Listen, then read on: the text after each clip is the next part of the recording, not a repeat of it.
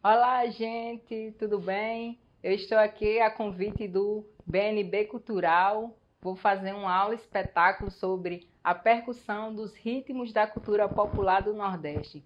E a proposta dessa aula é falar um pouco da percussão através da minha vivência e experiência dentro desse contexto. Eu sou Catiusca Lamara, percussionista, pesquisadora e educadora musical dos ritmos da cultura popular. Minha vivência com a prática musical começou aos 10 anos de idade, na capoeira, em casa também, no seio familiar, escutando rádio com meus pais. E depois eu vim morar em João Pessoa, conheci grupos de percussão, de cultura popular. Depois entrei nas escolas de música de ensino formal da cidade, fiz o curso, o bacharelado, fiz o mestrado, fiz licenciatura, fiz a pós-graduação e participei nesse tempo continuei participando de projetos, de grupos de pesquisa, bandas. E em todo esse percurso eu sempre atuei nesse universo da música popular e principalmente da música popular da cultura nordestina. E a gente vai trabalhar um pouquinho desse conhecimento e dessa minha vivência aqui nessa aula, tá certo?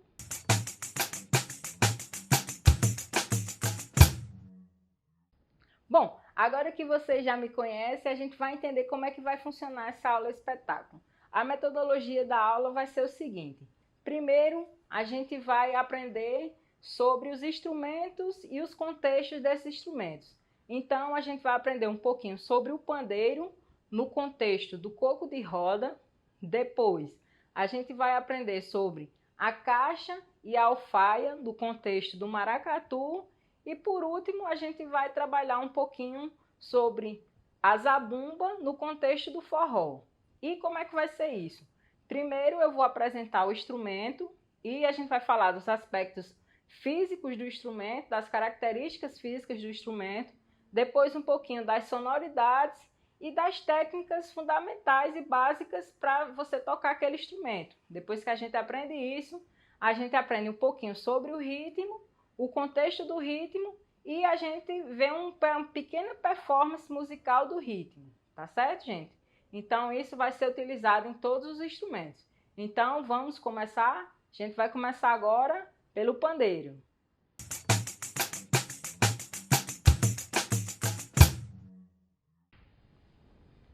Bom, o pandeiro, ele foi o primeiro instrumento que eu tive contato, né, aos 10 anos na capoeira.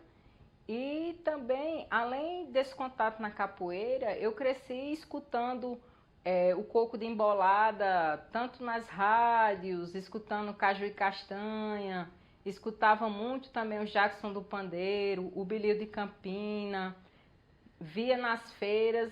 Esse contexto do pandeiro no coco de embolada sempre me acompanhou e é um instrumento que me acompanha até hoje. Eu desenvolvi pesquisas, continuo pesquisando. Hoje eu faço cursos. Quem quiser aprofundar mais nesse instrumento também, tem uma oficina no meu canal do YouTube, vai lá, confere. Hoje aqui, como a gente tem muito instrumento, eu não vou aprofundar, mas eu vou passar algumas características, algumas informações, mas depois vocês vão lá e vejam mais trabalhos. Até hoje eu trabalho muito com pandeiro, dou oficinas, aulas, e é um instrumento que eu tenho muito carinho. Então, vamos primeiramente para as características. Bom, o pandeiro, ele é um instrumento muito comum do contexto brasileiro, né? A maioria das pessoas no Brasil conhecem esse instrumento, já ouviu escutar. Então, isso facilita muito na hora de você querer aprender o instrumento, porque ele já está introduzido dentro da sua cultura musical. Outra coisa, o custo acessível, ele tem um custo econômico, é fácil de você ter um pandeiro, é fácil de você encontrar um pandeiro para encontrar. Na maioria das cidades do Brasil, você consegue comprar um pandeiro.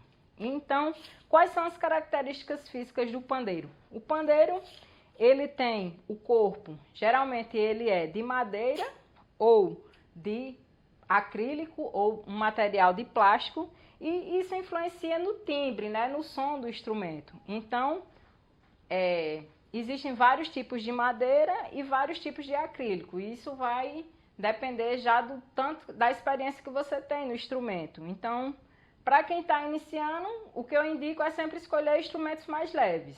E com relação ao tamanho, esse aqui é um tamanho 10, mas a gente tem tamanhos menores de 6 até tamanhos maiores de 14. Geralmente a gente encontra esse tamanho padrão de 10, mas existem essa variação de tamanhos. Eu também indico sempre esse de 10. O sistema de afinação, geralmente é esse aqui, por tarraxas e o aro. Então, quando o pandeiro está folgado, você arrocha esses parafusinhos e a pele fica mais arrochada. Se você quer o pandeiro mais folgado, você folga e ela fica. E isso vai depender muito, por exemplo, do tipo de pele. A pele de animal ela é mais sensível. Na questão da afinação, né, você tem que afinar mais vezes. Ela muda de acordo com a temperatura. Já a pele sintética, ela é mais difícil de desafinar. Então, ela tem essa diferença. Mas é praticamente... E outra coisa, com relação ao timbre também. A pele animal, ela tem um timbre mais grave. A pele sintética, ela te dá um timbre mais agudo. São as principais características. E com relação à produção sonora, o pandeiro, ele tanto produz som pelas platinelas, como pela vibração da membrana. Então, a produção sonora do pandeiro é basicamente essa. É a combinação, geralmente, da mão esquerda, né, que balança. Essa é a função da mão esquerda. É o controle das platinelas. E a mão direita, que é fazer as digitações dos ritmos. E a gente vai aprender agora a fazer algumas digitações. Eu vou mostrar alguns movimentos que eu chamo de base. São movimentos básicos que com eles a gente consegue fazer muitos ritmos da cultura, tanto musical nordestina como musical brasileira, né? Então a gente vai para o primeiro tipo de sonoridade, que é o quê? Que é o grave com polegar, que seria o quê? Perto da borda, você pega o dedo polegar e coloca aqui perto da borda. E a gente tira essa sonoridade grave. Então, esse é o nosso primeiro som. E a gente tem o nosso segundo som, que é o quê? Ponta de dedo. Isso aqui, ó, só a ponta do dedo. Mas esse ponta do dedo, ela é combinado com o que a gente chama de punho. Então, ele é aqui, ó, ponta de dedo e punho. Ponta de dedo e punho. E a gente tem o terceiro movimento, aliás, o quarto movimento, né, que a gente chama de slap, que quer dizer tapa, que é essa tapa aqui no meio. Então, bem devagar, recapitulando, passei um pouquinho ligeiro, né, mas agora devagar, ó. Grave com o polegar, ponta de dedo, punho e tapa. Pronto.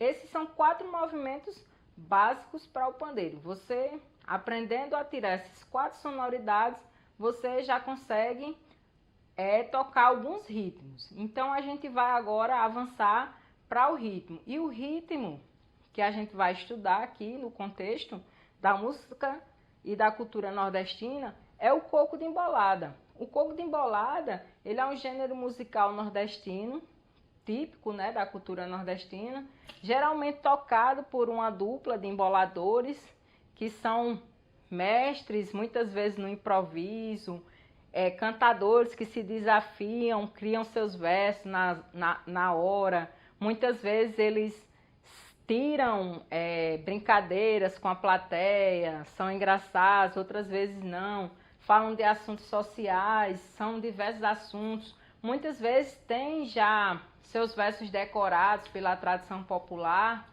e é comum a gente ver eles em feiras, em praças se apresentando só com seu pandeiro, o pandeiro e o ganzá. E essa tradição hoje em dia ainda persiste, né? Muito no interior, nas cidades grandes a gente quase não vê, mas se você procurar no YouTube ainda você vê muitos poetas, muitos cantadores de coco embolada. E a gente vai trabalhar agora esse ritmo, tá certo, gente? Vou mostrar para vocês bem devagar. Esse ritmo eu dividi em duas partes.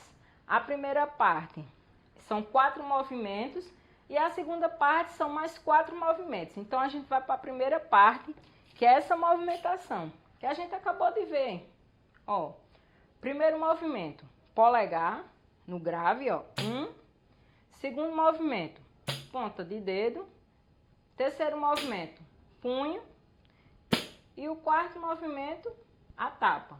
De novo, polegar, ponta de dedo, punho, tapa.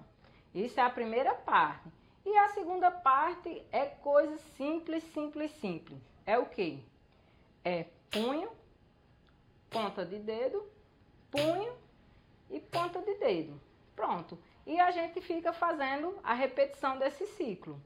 Então, como é que ele fica? Eu vou fazer parte 1 mais parte 2 agora. Completo o movimento, tá certo? 1, 2, 3, 4. 1, 2, 3, 4. De novo. 1, 2, 3, 4. 1, 2, 3, 4. Tá certo, gente? É só isso. Eu vou fazer agora para vocês uma pequena demonstração num andamento mais rápido para vocês terem noção de como é que fica o exercício. E em casa vocês vão treinando e acelerando à medida que vocês ficarem mais conscientes do movimento, tá certo? Vou acelerar só mais um pouquinho. E ele fica assim, ó.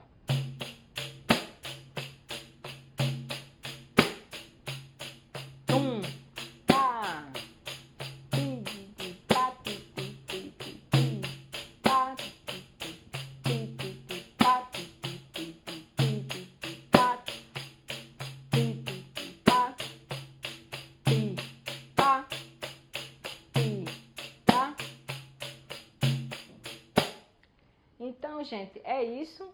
E agora, para encerrar essa parte do coco de embolada, eu vou fazer uma pequena performance tocando um coco, composição de Braga Xavier, que fala muito sobre essa cultura do coco de embolada, que é a música Vai Embora Não, que fala muito sobre essa coisa, que quando começa um coco, você não quer sair mais, você quer ficar lá até... não quer ir embora mais. Então, a gente fez essa gravação, é uma gravação caseira, ele fez na casa dele. Infelizmente, nessa pandemia, a gente não pode sair de casa, né, para fazer as gravações, mas ele fez essa gravação, mandou para mim e eu fiz uma performance em cima com pandeiro. Eu espero que vocês gostem da música e é isso, com vocês a performance musical.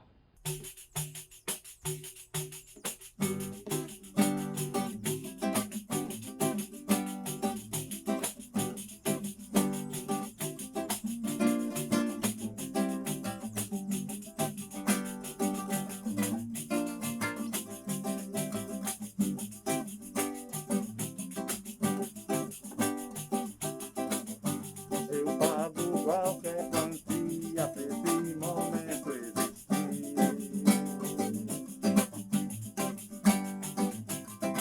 Vem tocando a tarde inteira pra gente que quer curtir.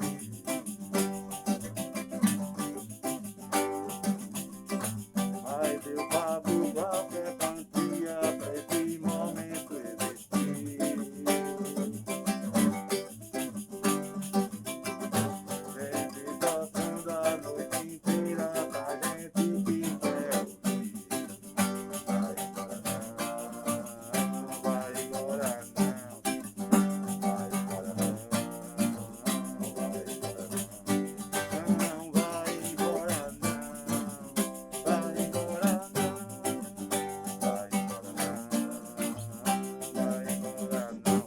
Quer tocar, não quer tocar, não quer tocar tambor, não quer tocar, não quer tocar, não quer tocar, não quer tocar, não quer tocar, não quer tocar tambor, não quer tocar, não quer tocar, não quer tocar tambor, toca tambor.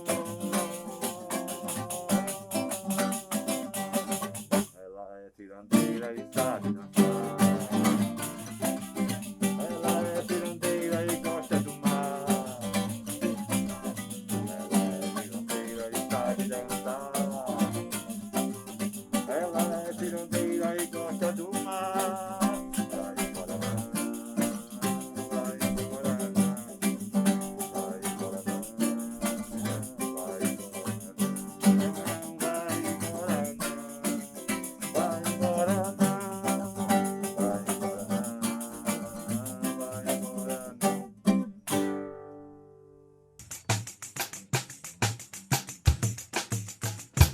vamos falar um pouquinho sobre o maracatu.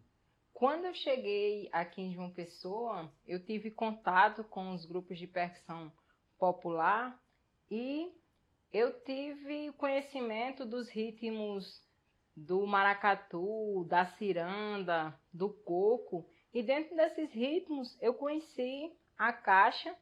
A caixa ela é um instrumento muito ligado ao contexto, na origem dela, né, ao contexto militar. Ela tem essa origem no contexto militar, mas aqui no Brasil ela é muito presente dentro dos ritmos da cultura popular. E aqui no Nordeste, dentro desses ritmos que eu falei para você, eu trouxe o maracatu. Ela tem uma presença muito marcante no maracatu.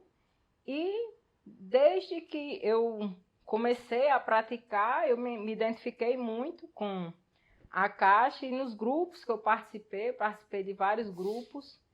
E eu comecei a praticar a caixa. E através da caixa, eu trabalhei também, comecei a compreender outros instrumentos, como a alfaia, que depois eu vou apresentar para vocês. Depois da caixa eu vou apresentar para vocês. E comecei a entender algumas coisas que, né, na percussão existe um jogo de timbres, né? A gente aprende o ritmo e esse ritmo ele funciona meio como um ciclo. E esse ciclo, muitas vezes, é como se fosse um jogo. Em momentos, no maracatu acontece muito isso, em momentos você está tocando junto, né, com a alfaia, a caixa está tocando junto com a alfaia, mas em alguns momentos você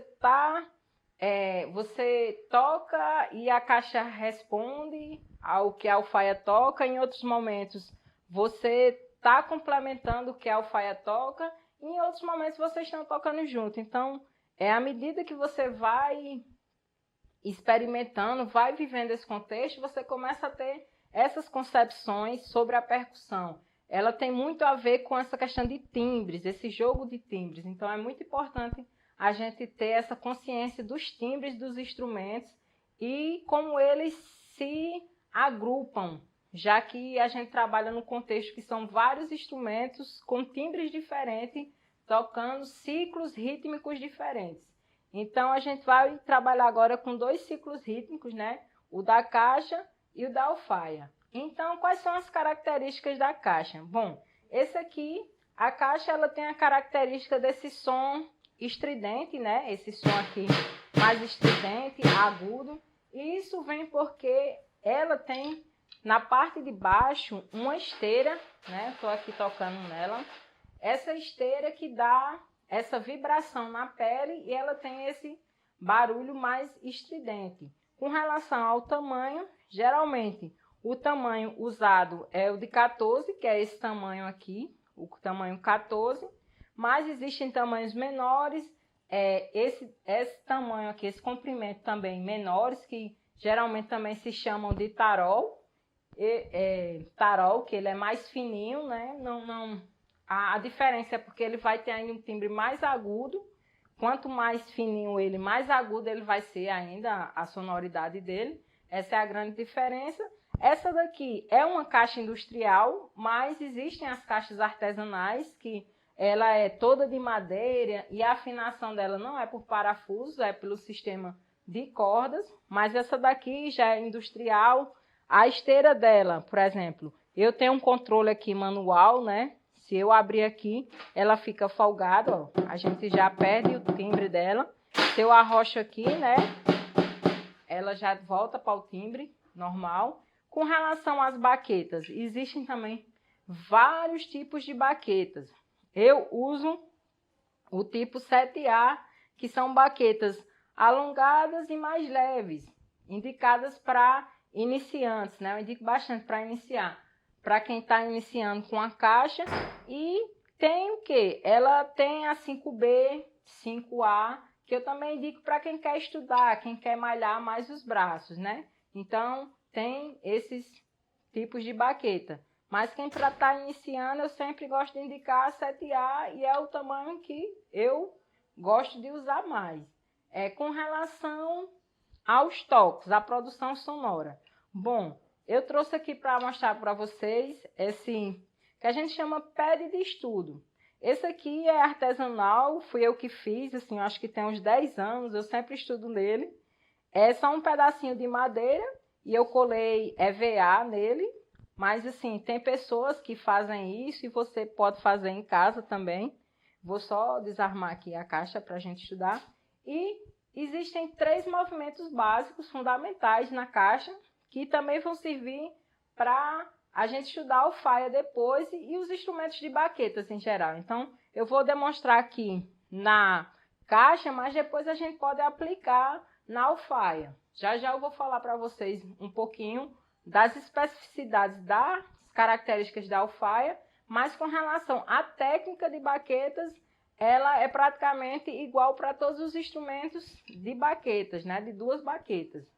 Então, é o seguinte, o primeiro deles é o que a gente chama de toque alternado. O que é esse toque alternado? É você tocar, por exemplo, uma mão, depois a outra. Então, a gente ter essa coordenação dos movimentos. Então, é muito importante e isso faz parte do que a gente chama de técnica de estudo diário. Então, quem quer aprender a tocar caixa tem que se dedicar a esse estudo diariamente, até você ter um bom controle das baquetas, se aperfeiçoar. Então, primeira coisa, como pegar nas baquetas, né? Você pega mais ou menos nessa altura aqui, ó, deixa sobrando aqui só uns 2 dedinhos, ó, faz isso aqui que a gente chama de pinça e segura aqui, ó, tá vendo? Sobre os 2 dedinhos e segura firme a baqueta. Tem algumas outras formas de pegar a baqueta, tem gente que pega a baqueta assim, eu às vezes pego, né? Dependendo da altura da caixa, eu pego assim, mas eu indico para quem está começando, pegue suas 2 baquetas assim. Então, o primeiro toque, que a gente chama de toque alternado. Então, você sempre vai fazer um conjunto de 4 toques. Quando a gente está estudando a música popular brasileira, música brasileira popular, é importante a gente trabalhar com essas frases, ciclos rítmicos de 4 toques, porque a gente trabalha muito com isso. Então, a gente faz 1, 2, 3, 4 e tenta trabalhar a mesma força que você coloca numa mão, colocar na outra. Então, ter o controle das 2 mãos. Isso é o toque alternado. Depois do toque alternado, tem o quê? O que a gente chama de toque duplo. Que é o quê? É a repetição de toque na mão. Ó. 2 vezes com a mão direita, 2 vezes com a mão esquerda. Só que aí a gente vai fazer o quê? Vai fazer com controle, contando, né? Aquela coisinha, o ciclo de 4 tempos. 1, 2, 3, 4. 1, 2, 3, 4. 1, 2, 3, 4. E à medida que você for fazendo isso, você vai acelerando também, né? 1, 2, 3, 4. 1, 2, 3, 4. 1, 2, 3, 4. 1, 2, 3, 4. 1, 2, 3, 4. 1, 2, 3, 4. Até você sentir seu braço cansando, aí para um pouquinho, respira. Uma coisa importante é sempre fazer um alongamento, né? Antes de qualquer prática musical, faça sempre um alongamento, é muito importante. E a última coisa que é importante também trabalhar, que já é um pouquinho mais avançado na técnica, mas para o estudo do maracatu é muito importante, que a gente chama de acentuação. Como a gente estudou aqui o toque alternado e o toque duplo, a gente tem o quê? A acentuação. E o que é isso, acentuar? Acentuar é tocar uma nota mais forte do que a outra. Então, como a gente estava trabalhando, vou mostrar aqui, ó, com os dedinhos, tá certo?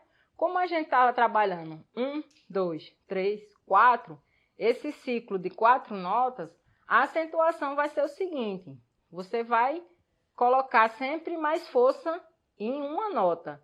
A gente vai começar o ciclo pela primeira nota, então a gente vai, na primeira nota, colocar mais força. Então vai ficar 1, 2, 3, 4, 1, 2, 3, 4, 1, 2, 3, 4. E depois a gente vai fazer com a segunda nota, então vai ficar 1, 2, 3, 4, 1, 2, 3, 4. E depois com a terceira, 1, 2, 3, 4, 1, 2, 3, 4, 1, 2, 3, 4. E por último, a gente faz com a quarta nota. 1, 2, 3, 4. 1, 2, 3, 4. 1, 2, 3, 4. Pronto. Isso são exercícios básicos e fundamentais para você desenvolver o estudo da caixa e para você estudar o maracatu na caixa. Bom, agora a gente aprendeu sobre acentuação, toque alternado, toque duplo, e eu vou mostrar aqui para vocês, bem devagar, como é o maracatu na caixa. Então a gente vai fazer o seguinte: na caixa, o maracatu, para facilitar, a gente vai fazer o quê? 4 ciclos de 4 tempos, e eu vou explicar aqui para vocês bem direitinho, depois vai aparecer aqui a legenda para vocês, e as acentuações vai ser o seguinte: no primeiro ciclo, a gente vai acentuar o primeiro tempo e o quarto. No segundo ciclo, a gente vai acentuar o terceiro tempo. No terceiro ciclo, a gente vai acentuar o segundo tempo. E no quarto ciclo, a gente acentua o segundo tempo de novo, tá certo? Então, vou fazer aqui para vocês. Vou tentar fazer devagar. E vocês tentam acompanhar em casa. Anota aí direitinho no caderno. Se quiser usar o sistema de mão direita, mão esquerda, também facilita muito, ajuda bastante. E é treinar e praticar, treinar e praticar, treinar e praticar, treinar e praticar, que a gente consegue, tá certo, gente? Vamos lá, vou começar, tá certo? Ó, 1, 2, 3, 4, 1, 2, 3, 1, 2, 3.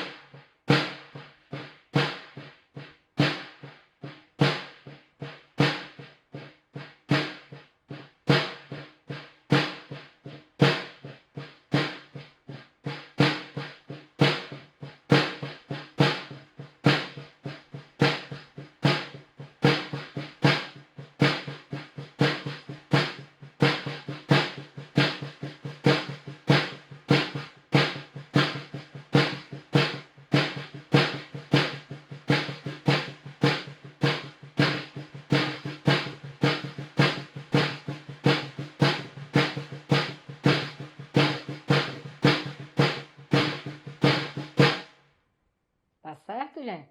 E à medida que a gente vai acelerando, aí a gente vai sentindo como ele encaixa no ritmo, tá certo?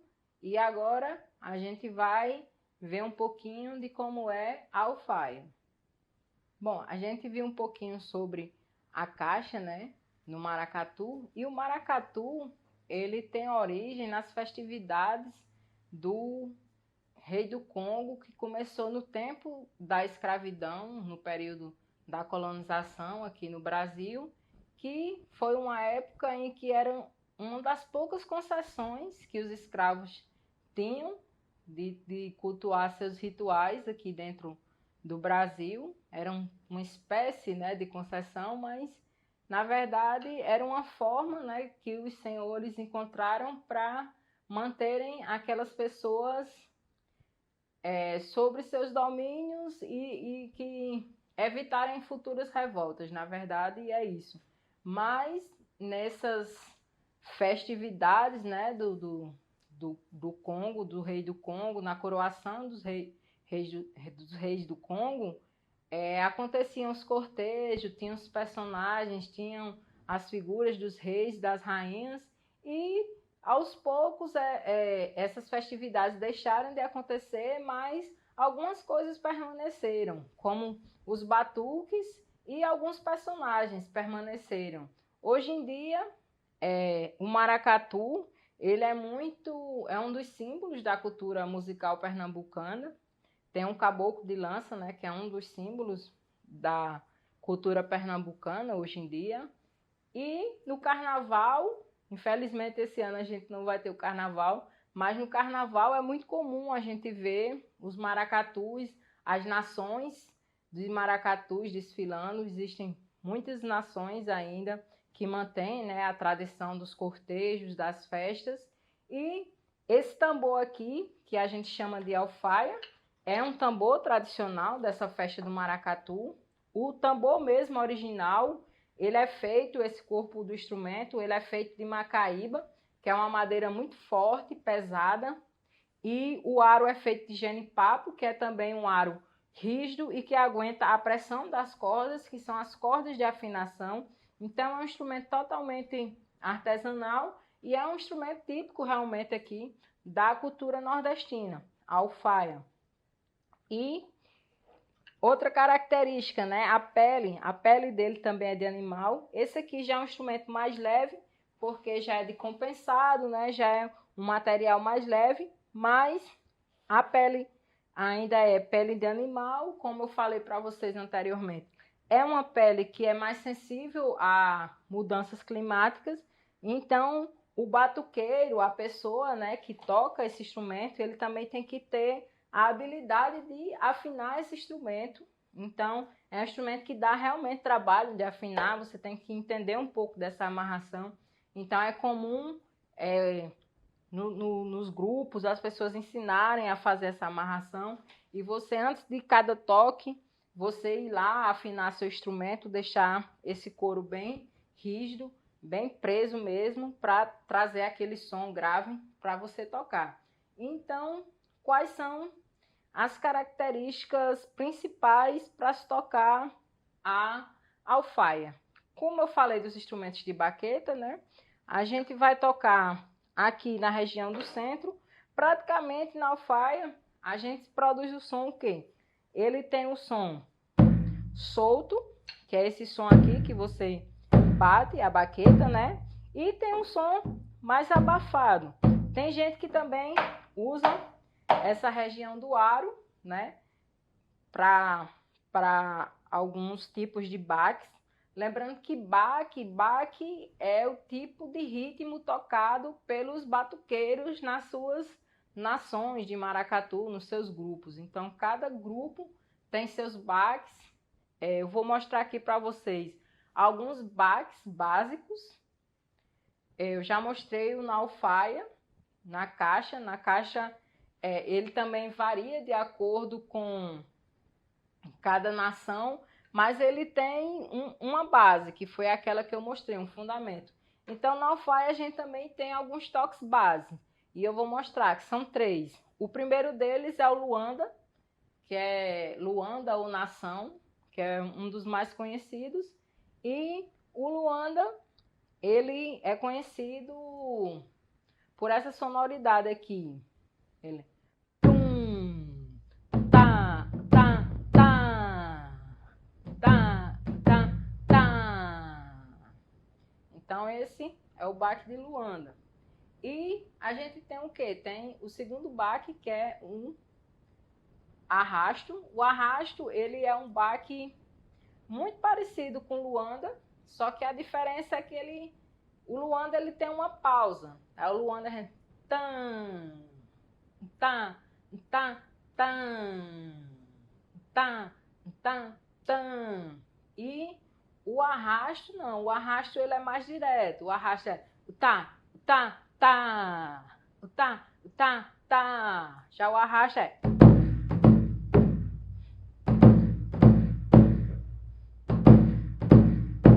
então, eles são bem próximos, só que o arrasto ele é para arrastar mesmo.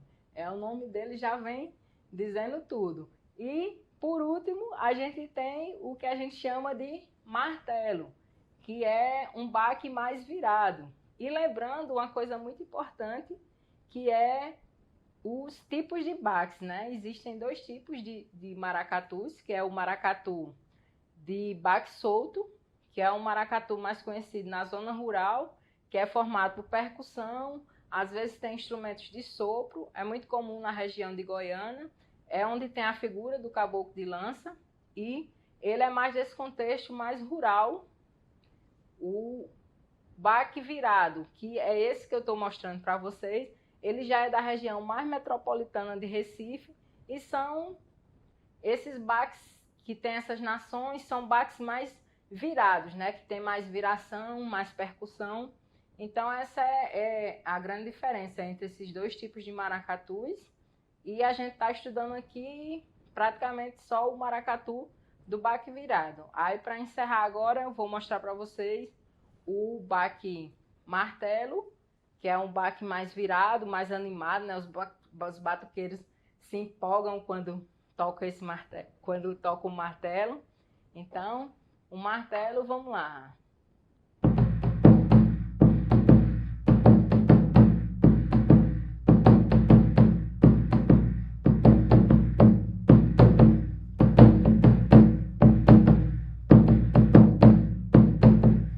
da da da tá, tá tá da, tá da tá da tá, tá tá da.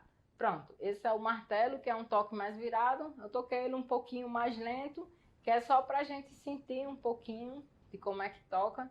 Mas depois eu vou colocar as legendas direitinho aí pra vocês tentarem fazer em casa. Tá certo, gente?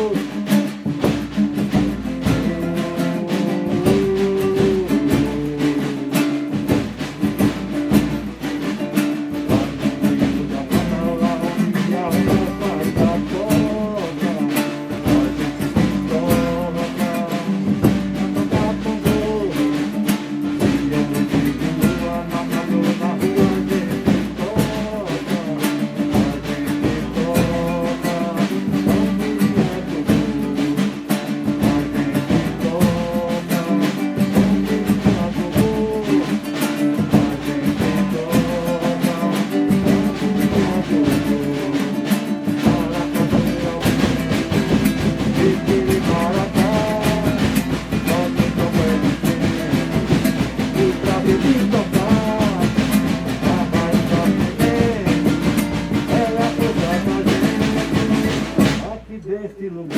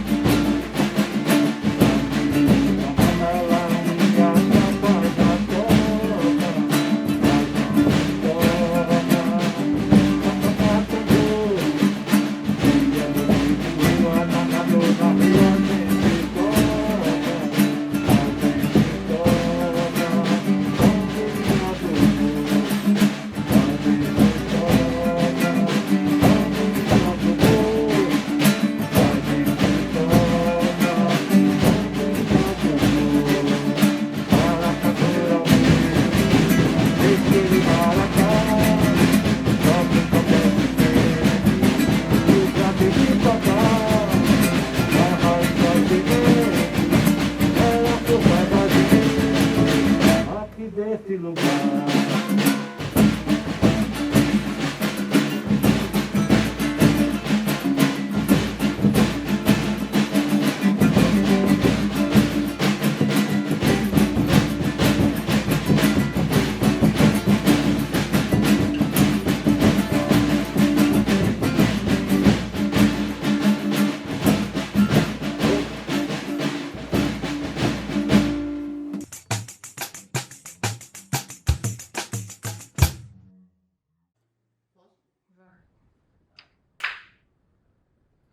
Bom, gente, e o próximo instrumento vocês já estão vendo aqui, que é a zabumba.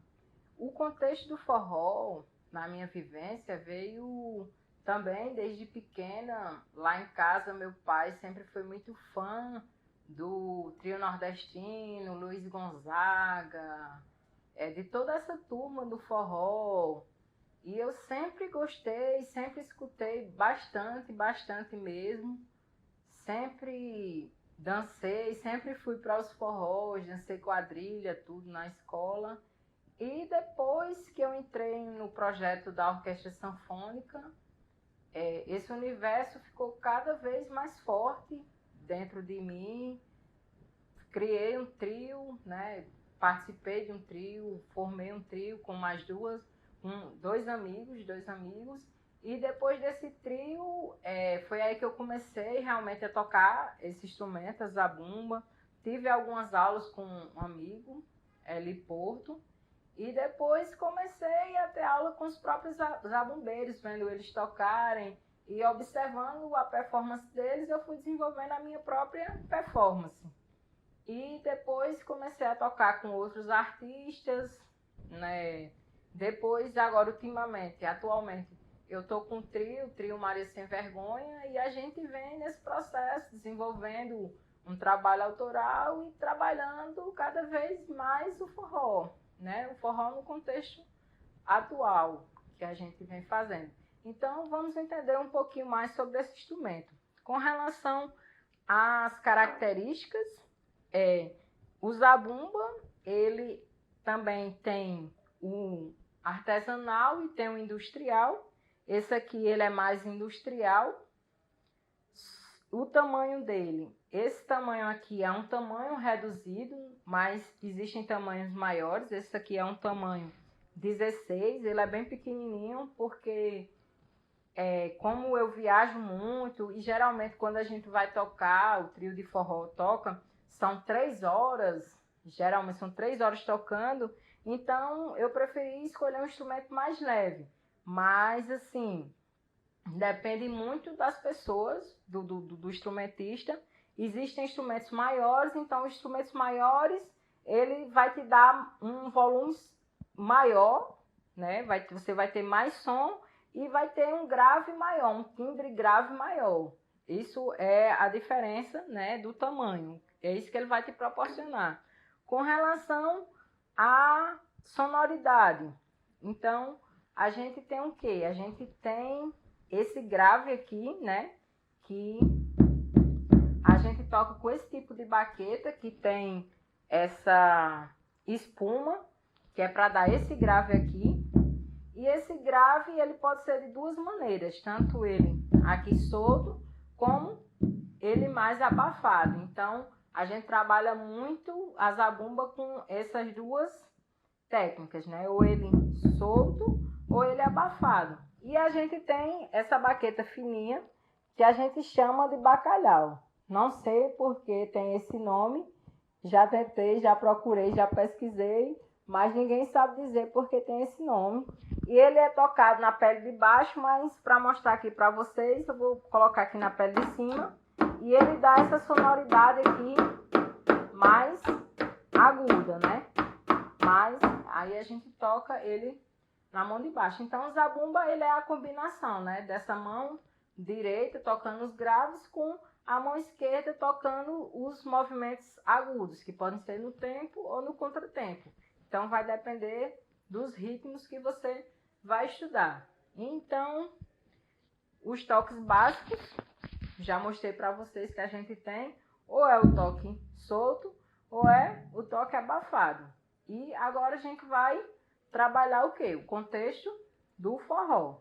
O forró, ele é esse gênero musical que envolve dança, né? É muito ligado à dança, muito ligado à cultura nordestina, muito agrega vários estilos e vários ritmos. Foi nacionalmente, assim, ele ganhou uma proporção depois de Luiz Gonzaga, na década de 40, nas rádios. Luiz Gonzaga foi um grande divulgador desse ritmo pelo Brasil, principalmente com o ritmo do baião, né, com o estilo musical do baião.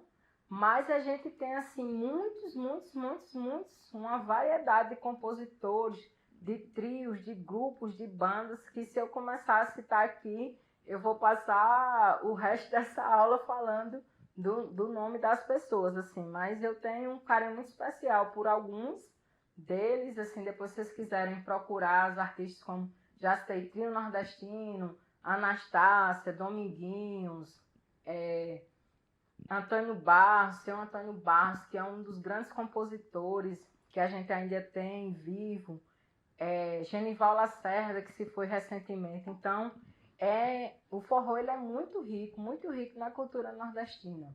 E agora a gente vai trabalhar alguns desses ritmos, desse gênero musical.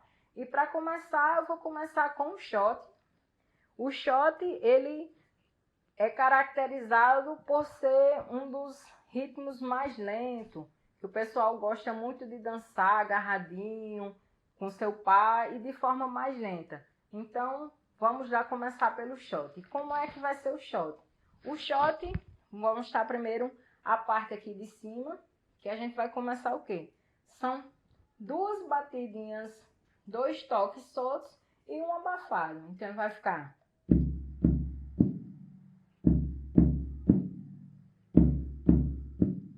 E por último, para completar, a gente coloca o bacalhau. Então a gente vai ficar assim.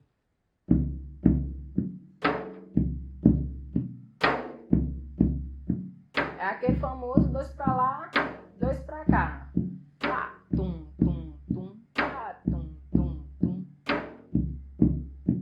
Riacho do navio, corre pro Pageu, e o Pageu vai despejar no São Francisco, e São Francisco vai cair no meio do mar. Laiá, laiá, laiá, laiá, laiá. Tá certo, gente? Esse é o ritmo do shot. E a gente agora vai para o próximo ritmo, que é o ritmo do baião. E esse ritmo, como eu falei para vocês anteriormente, ganhou muito destaque com Luiz Gonzaga. Até hoje ele tem um título de o Rei do Baião, justamente por dar essa popularidade para esse ritmo. E o baião, a gente vai começar a usar bastante a questão do abafamento. Então, como é o baião? O baião ele começa com uma batida abafada e outra solta. Assim, ó. 1, 2, 1, 2, 1, 2, 1, 2, 1, 2, 1, 2. E agora a gente vai completar botando o bacalhau. Aí vai ficar assim, ó.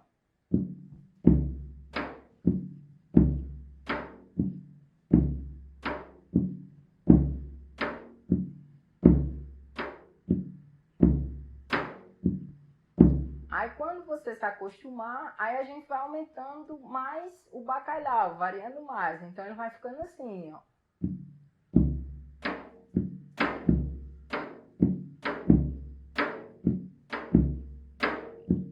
Eu vou mostrar pra você como se dança o baião.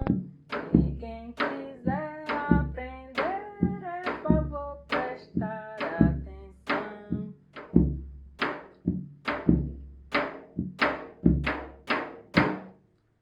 Viu, gente? Esse aí foi um pouquinho do baião, lembrando nosso querido Luiz Gonzaga. E agora a gente vai para um dos que a gente lembra bastante no São João, que é a marchinha, que a gente lembra, gosta bastante nas quadrilhas. E a marchinha, ela é muito próximo ao que a gente tocou no shot, só que a diferença é que a marchinha, ela é mais agitada, ela é bem mais para frente, mas ela tem uma configuração rítmica parecida com o que a gente fez com o shot. Se lembra que a gente fez 2 soltos e um abafado? Então a marchinha, ela é praticamente isso, só que num andamento mais rápido. Então a gente vai fazer assim. 1, 2, 3, 1, 2, 3, 1, 2, 3, 1, 2, 3, 1, 2, 3, 1, 2, 3, 1, 2, 3, 1, 2, 3. E agora, como a gente tá fazendo, faz aqui em cima e vai colocar o bacalhau. Aí vai ficar como?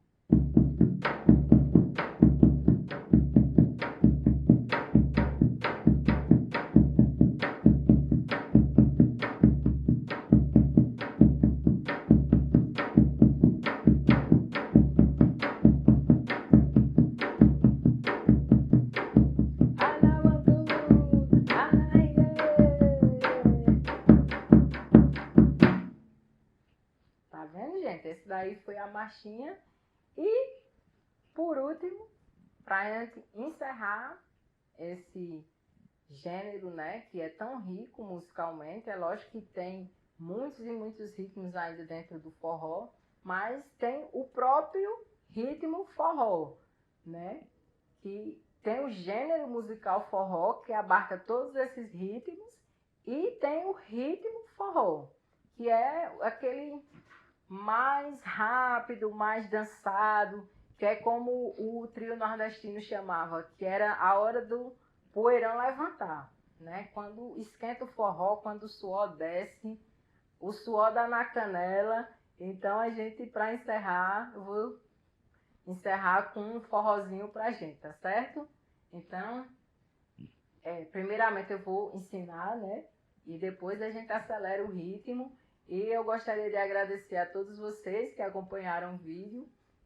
Dizer que quem quiser saber mais sobre aulas, sobre oficinas, aí vai aparecer meus contatos nas redes sociais, tem o meu canal do YouTube, tem algumas informações, tem oficinas online também, tem cursos, e no meu Instagram eu sempre estou postando vídeos sobre aulas, oficinas, sobre estudos, dicas de estudo, de pandeiro principalmente, tá certo, gente? Então vamos para lá, vamos aprender o forró e a gente se despede por aqui. Então, como é o forró? O forró a gente vai usar pouco abafamento e uma variação maior de bacalhau.